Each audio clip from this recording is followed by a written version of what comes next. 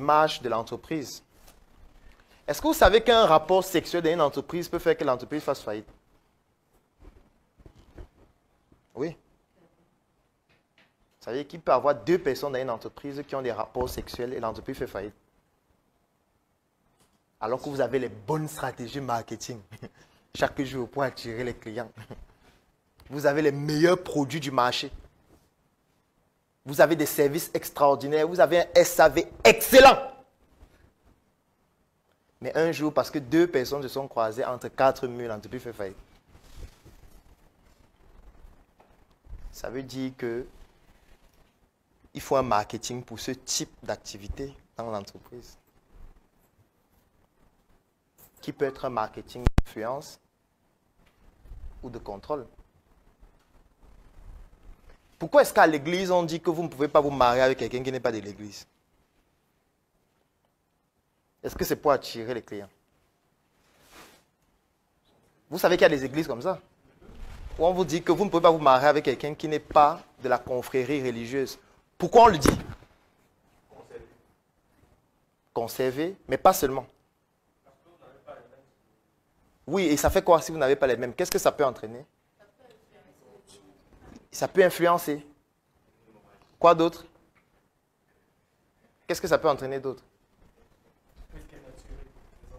Oui, ça peut dénaturer les enseignements. Quoi d'autre? Oui, ça peut faire perdre un fidèle, effectivement. La révolte, oui, c'est possible. Donc vous voyez qu'au sein de l'Église, il y a toute une stratégie pour pousser les gens à se marier entre eux. Et c'est un marketing aussi d'influence. Et en général, ce type de marketing d'influence utilise des émotions. De telle sorte que quand vous rencontrez quelqu'un qui vous plaît, la première question que vous lui posez, c'est 1. Est-ce que tu crois en Dieu? S'il répond non à cette question, la suite, il n'y a pas de suite.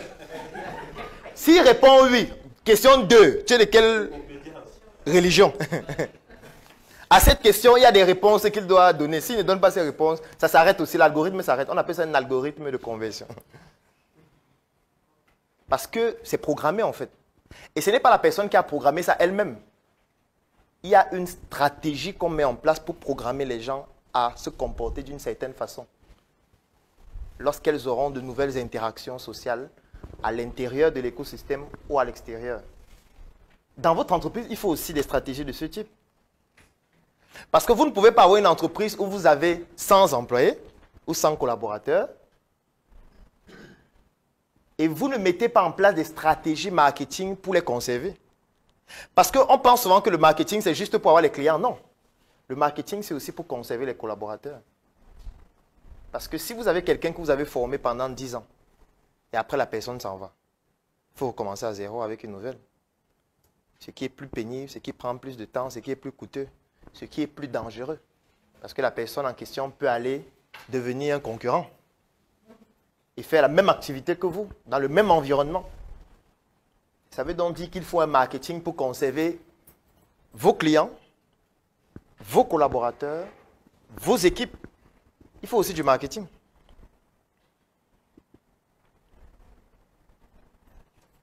Il faut du marketing sur tous les aspects de votre entreprise. Le danger avec les chefs d'entreprise, c'est qu'on se concentre uniquement sur le chiffre d'affaires qu'on va réaliser. Et c'est un gros danger. Ça veut dire, on se dit, quand je voyais les personnes se présenter tout à l'heure, ils disaient, je veux les derniers secrets qui vont permettre de débloquer mon business.